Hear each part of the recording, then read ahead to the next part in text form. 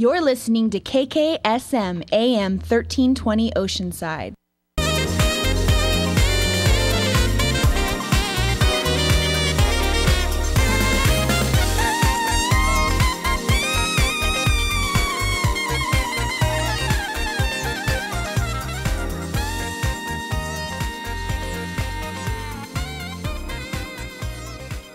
That was Charlie Duran with his new single Momentum that you just heard on The Vibe, smooth R&B with me, of course, Nylander, up till 12 o'clock. I'm so fortunate enough to have Charlie right here in the studio with me. Charlie, how are you doing this morning? Good, Chorus. How you doing? I'm doing great. All right. Thank you for coming. Thank you for inviting me. Thank you so much. So we just, as I just said, we just heard your new single Momentum. What was the inspiration behind that song? It's a pretty long journey.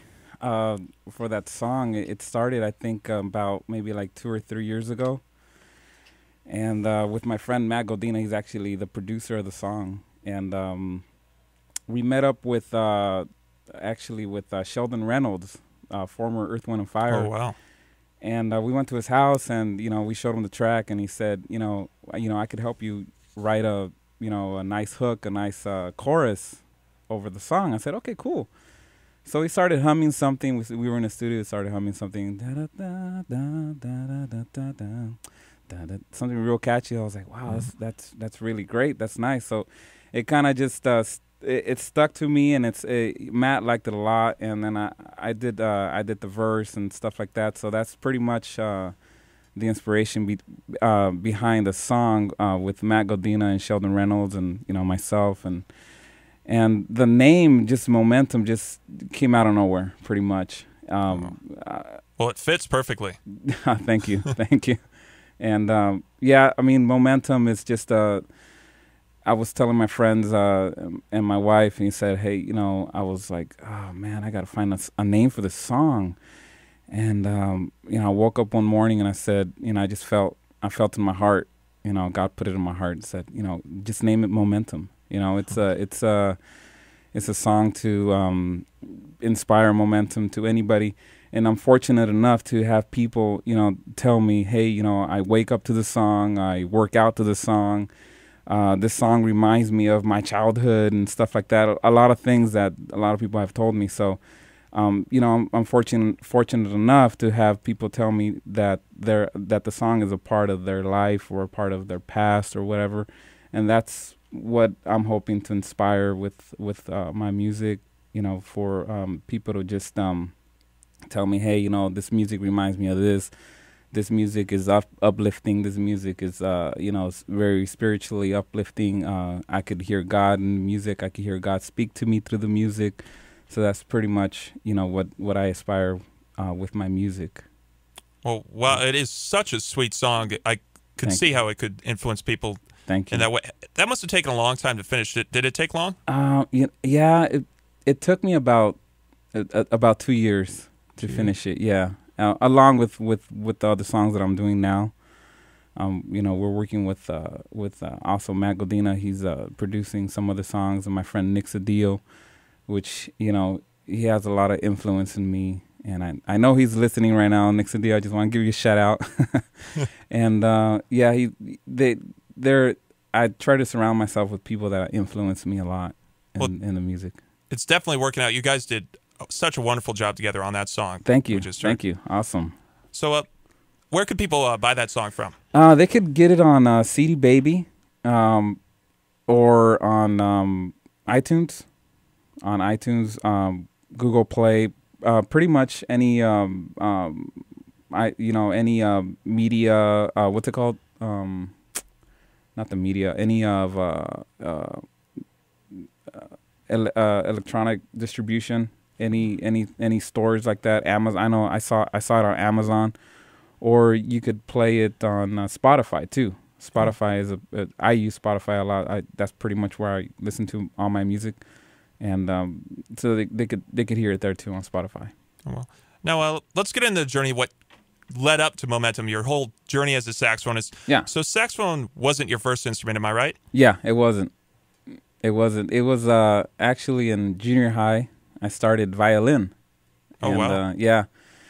But, classical music, it was good, but back then I think it was the 6th or 7th grade. I wasn't too fond of, the classical music stuff, and pretty much it was boring to me, So my teacher, I still remember his name, Mr. Buchanan. He said, "Hey, you're not really showing too much interest in this instrument, and I have you want to try out the sax?" I said, "Yeah, okay, let's do it. I want to try the sax." I say, "Okay." So he said, pretty much it was funny because he said, before you can play that, you got to get sound out of this mouthpiece. I had no idea what it was, or the reed or whatever, So he gave me a reed and a mouthpiece. He said, take this home and get some sound out of it. It's as soon as you get sound out of it, you come back and, give you a sax and you can start playing. So, I did that for about maybe 2 or 3 weeks, trying to get sound out of that, It started sounding like a duck, like, you know how it sounds, right? Just the mouthpiece. So I was home doing that, and, I was listening to a lot of, I was trying to look for sax music, for saxophone music. So I remember I would put on the radio, 94.7 The Wave. I think that was back in like 1992, maybe 91.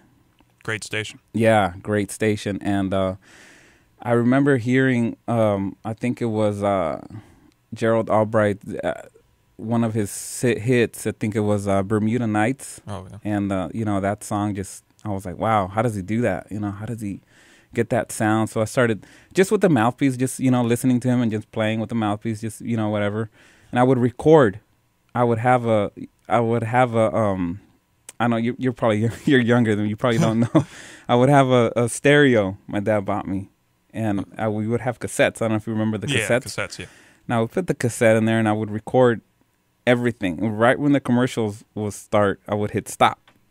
And then I would start recording again on the cassette. And I would hear the cassette over and over again of the songs that would come out on the radio. Oh, wow. Yeah. So what artists, as you mentioned Gerald Albright, but what other artists have influenced you as a saxophonist? Mainly, I really like David Sanborn, his sound. It's really, that powerful. I like to think of it more of a powerful, more dominating sound. I think he's one of the biggest influences.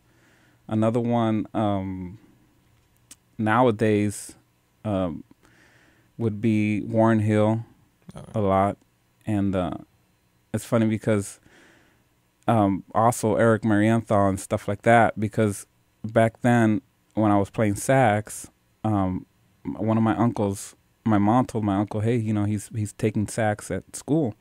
He said, hey, I got the perfect thing for you. I said, okay. So he gave me a CD. One of the first CDs in a CD was sax on. It was called Sax on the Beach. Oh, yeah. By, I don't know if you ever heard of it. Yeah, Sax on the Beach by John. It was a John Tesh project. Yeah, and that was my first major saxophone album. Back then I had no idea it had now I know it had Boney James on it. It had I think it was Gerald Albright. It had Eric Marienthal. It had a lot of these guys on the CD that I guess John Tesh worked with, and they did like I think they did September, That's the Way, Can You Feel the Love Tonight. They did a bunch of cover songs with saxophone, and that CD, I think I burned it out. I think I scratched it up or something happened, but and when the years went by, I think it was 5 or 6 years later, or probably even more, I went back to Amoeba Music to go look for it, and I found it. I found the used one, and I bought it. Oh, wow. So that's pretty much my first inspiration on saxophone music. Oh. Mm-hmm. And as you mentioned, the Earth, Wind & Fire artist on there, how's it feel now, releasing your single, actually working with one of the members of their band, Sheldon Reynolds? Oh, it was a blessing. Actually, it was a huge blessing to actually get to know him through my friend Matt Godina. He's actually the one that introduced me to him. He played, I think he played with Brian Culbertson for a while, He did some tours with him, and along with Sheldon. And he said, "Hey, I got a perfect guy, that could help us write a song." I said, "Okay, cool." So, we went ahead and we did it. Wow. Yeah. That song turned out great. We just heard it. Thank you. So everyone should go buy that. And how long have you been playing professionally? Professionally, not long. Not long. I still don't consider myself a professional yet. I know I have a long way to go with the music, and I mean, music, it's pretty much a never-ending story. You know what I mean? Oh, You could keep learning every day new things, and but I'm hoping to be able to accomplish that, and maybe in 5-6 years from now, or maybe when the album comes out. We'll see how that goes. When do you plan on releasing your first debut album? I'm working on it right now. Probably, I'm trying to say maybe by the end of the year, just to be safe. But I want to do it before the summer, or when the summer comes.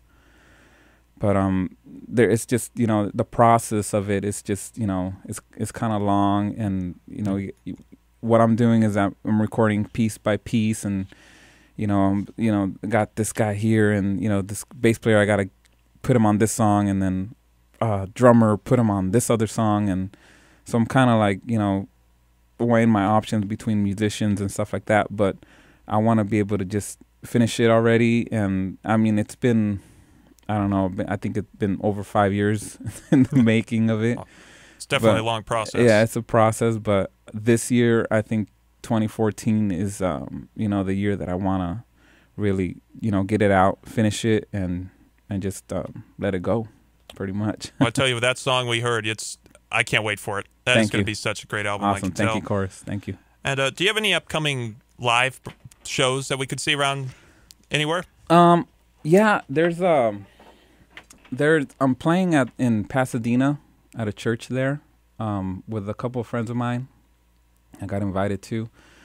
I've been playing a lot with my friend Reza. He's a bassist. He's getting a lot of gigs now. Been doing a lot of gigs with him. So we're pretty much working together as far as, him playing with me and I'm playing in his band. So we're pretty much collaborating a little bit with him. And where do you see yourself in 10 years? 10 years from now? Well, definitely with kids. I see myself with kids. Maybe, 1 or 2 more albums out. Whatever God has in store for me. Actually, in about 10 years, I'll be a little bit over 40 years old. So definitely, I see musically speaking, I see myself grown in the music, as far as the business and the music side. Pretty much, that's pretty much it.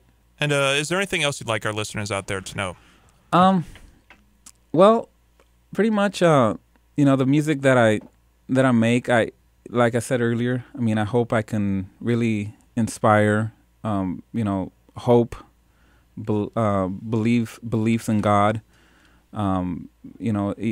whether it be spiritually or uplifting, or anything that I can do to help other people, feel better, or feel better about themselves. Just trying to make music that has a profound meaning to life, to other people. Maybe a song that might remind them of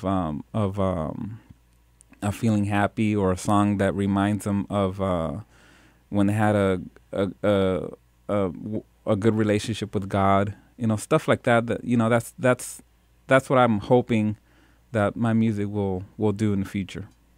Well, thank you so much, Charlie. It's your single "Momentum." It's such an amazing song, and people definitely need to keep an eye out for your music, because I can tell you, you're gonna make it big in the jazz world. Thank you. And we're gonna play a single again for you here. Thank you so much for joining us, Charlie. Charlie. Thank you, Chorus. Thank you. Good luck with that single. Awesome. Thank you. And make sure to buy the song. It's called "Momentum." You can get it on CD Baby, Amazon, Spotify, iTunes, just about any electronic music So here it is, Momentum by Charlie Duran on the Vibe.